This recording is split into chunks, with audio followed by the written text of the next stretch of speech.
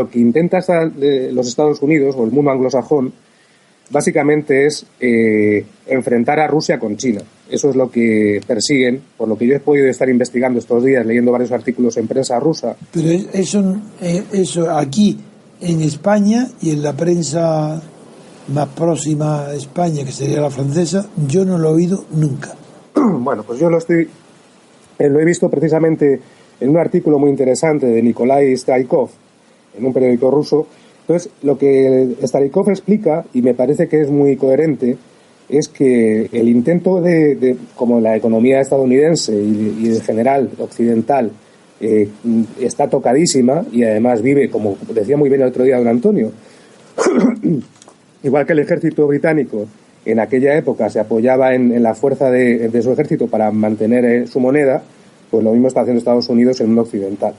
Entonces, cuando el mundo occidental está viendo que su economía no funciona y que hay una unión entre Rusia y China, lo que intentan es desestabilizar y cambiar el régimen de uno de los dos países de manera que puedan enfrentarlos. Con China no pueden, con China es muy difícil. Sin embargo, con Rusia creían que iba a ser más fácil, dado que en 2011 ya estaba Medvedev, que era el más pro-occidental, pero ocurre que no contaban con que Putin pudiera ganar otra vez las elecciones. Y lo que hace Putin al volver es volver a traer a Rusia a la escena internacional y volver a fortalecer la posición de Rusia.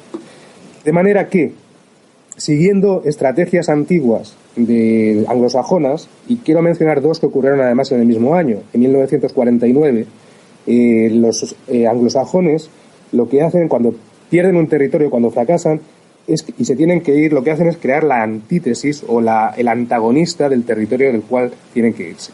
Lo hacen en India, aprovechando la creación del Estado de Pakistán. La mayoría musulmana crea el Estado de Pakistán, que realmente fue ayudado a su creación por los británicos. De manera que dejan ese Estado de Pakistán enfrentado a la India. Eso fue la lucha contra Gandhi. Exactamente. Entonces, la Compañía Británica de las Indias Orientales, que se tuvo que luego ceder tenía soberanía suficiente a la ciudad de la corona británica, Gandhi los expulsa y los británicos, en venganza, facilitan la creación de Pakistán, de manera que dejan un estado antagónico. Y de hecho, hasta hoy llegan las tensiones. Son dos potencias nucleares que están a puntito siempre de pegarse. La misma estrategia la siguen en el mismo año, en 1949, en China, cuando gana Mao Zedong, y lo que hacen es que crean la anti-China, ayudando a Chiang Kai-shek en su ida a Taiwán. De hecho, Taiwán ha estado sentada en la ONU hasta 1973 llamándose China, lo que era la antigua Formosa. Eso don Antonio también es un tema que lo conoce muy bien. Muy bien, sí. Entonces, con estos dos ejemplos que he puesto, Pakistán, India y Formosa o Taiwán, China, son las dos antítesis. Está bien, muy bien. Vale. Y entonces eso nos va a ayudar a entender, no a evaluar ni a predecir, nos va a ayudar a entender cuál es la estrategia a largo plazo que está intentando Estados Unidos en Rusia a través de Ucrania. Lo que intenta Estados Unidos a través de Ucrania, y que también nos va a ayudar a explicar por qué Rusia no interviene, es crear un antagonista en Ucrania contra Rusia. Esa estrategia que tenían los Estados Unidos... Creyó que iba a ser la UE. Exacto, o la UE, exactamente. Entonces, los anglosajones llevan trabajando a Ucrania en educando a los ucranianos para que odien a Rusia muchos años. Ha llegado el momento de activar ese odio, que ha sido en 2014, provocando la Junta Fascista de Kiev, los disturbios en Kiev, de manera que... Maidan, Operación Maidan. La Operación Maidan, exactamente. Entonces, esa Operación Maidan, que es una más de las primaveras, como las primaveras árabes, pues es una de las primaveras, pero ya muy cruenta, puesto que, como bien dice don Antonio, generalmente hay 80 muertos por francotiradores, ocurren los sucesos... Asesinados.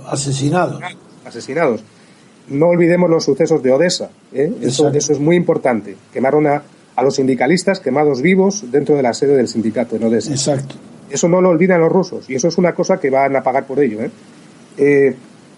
Y además, con lo que no contaban los anglosajones, o al menos hasta donde yo sé, los servicios de inteligencia no lo tenían muy claro, era que Rusia iba a hacerse con Crimea. No les importó, todo lo contrario, que Rusia se haya posicionado en Crimea y la haya admitido en su territorio, entra en los planes de los anglosajones. De manera que conviene para que Rusia quede ante el mundo como el malo malvadísimo, que Rusia, digamos, se asegure Crimea. Lo que no contaban... Para ello, perdona, sí, tienen que inventarse la trola de que Putin ha violado la ley internacional en el asunto de Crimea.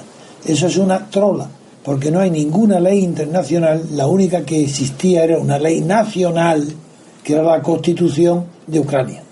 Constitución que queda barrida cuando la Junta fascista la elimina. Exactamente. Entonces, la eliminan los sucesos del Maidán, de los asesinatos, se forma un gobierno sin legitimidad ninguna de la fuerza, 3 ministros de las fuerzas que habían asesinado a la población civil forman parte del nuevo gobierno, y en esa situación donde no hay constitución ninguna en Ucrania, por tanto tampoco en Crimea, es cuando la población de Crimea, que el 90 o el 80% son prorrusos, que quieren estar en Rusia, lo deciden y naturalmente están apoyados por Putin, pero no de forma militar, favoreciendo lo que hicieron. De acuerdo. Exacto. Con eso es mi interrupción, perdona, continúa. Nada, en absoluto, todo lo contrario. Me parece una interrupción muy adecuada. Bien, entonces hemos llegado a lo de Crimea. Con lo que no contaban los anglosajones o las fuerzas de la Unión Europea en conjunción con las fuerzas más extremistas de extrema derecha americanas, para que no generalicemos, sino que no quede que nosotros queremos decir que los Estados Unidos son muy malos. No, las fuerzas de extrema derecha estadounidenses con las fuerzas de la Unión Europea que les hacen el juego, por intereses económicos básicamente, no contaban con que la región del Donbass se levantase y resistiese tal y como está resistiendo. Sin duda ninguna. Eso tampoco lo esperaba Putin, cuidado. Tampoco lo esperaba Putin. Bien. Putin lo que esperaba era lo de Crimea. De hecho, tenía muy preparado lo de Crimea. La prueba es que yo no olvido nunca que Putin llegó a recomendarle a los prorrusos de la cuenca del Don, sí, que olvidaran la independencia, que olvidaran todo y que votaran el referéndum convocado por Kiev. Claro, y ahora vamos a explicar por qué, precisamente. Y eso es lo que ese misterio nunca lo he sabido yo. Pues ese misterio, don Antonio, nos ayuda. Lo que hemos comentado de los estados antagonistas de Pakistán y Taiwán nos va a ayudar a entender esto. Porque a ver. La manera que Moscú tiene de llamar a la integridad territorial de Ucrania, a la federalización y no a la independencia y secesión de Donetsk, es precisamente para poder ayudar a los anti-Rusia. O sea, realmente el estado antagónico que se forma dentro de Ucrania, o sea, que sería Ucrania contra Rusia, el Donbass, las dos repúblicas de Donetsk y Lugansk, están en medio para que ese estado antagónico, al estar integrados en el estado antagónico que es Ucrania, sean un antagónico dentro de lo que se llama un estado tampón.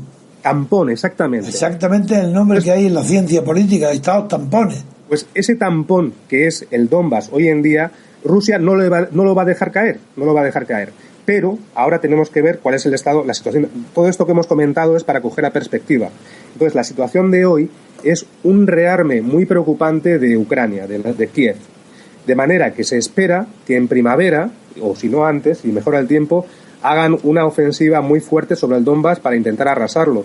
De hecho, ya es patente que las fuerzas de Kiev están siendo armadas por los anglosajones. O sea, realmente, ahora mismo, según dice Strelkov, que ya sabemos que es el número 2 en Rusia ahora mismo, de la persona más querida es Putin y el siguiente es Strelkov. ¿Cómo se llama? Igor Strelkov. Strelkov. Deletrea. Strelkov.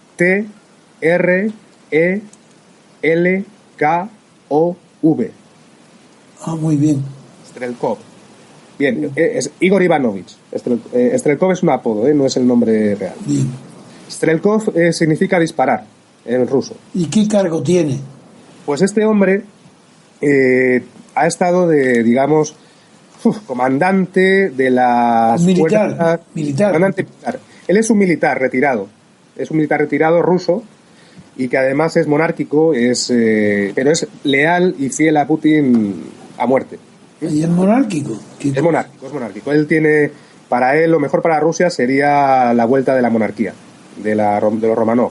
Pues ya no existen, ¿no? De hecho, bueno, el otro día hemos visto unas imágenes, la fiscal está tan guapa de Crimea, no sé si se acuerdan. Sí. Ha quitado la foto que tenía en el despacho y ha puesto la foto de Romanov, del último zar. De Nicolás.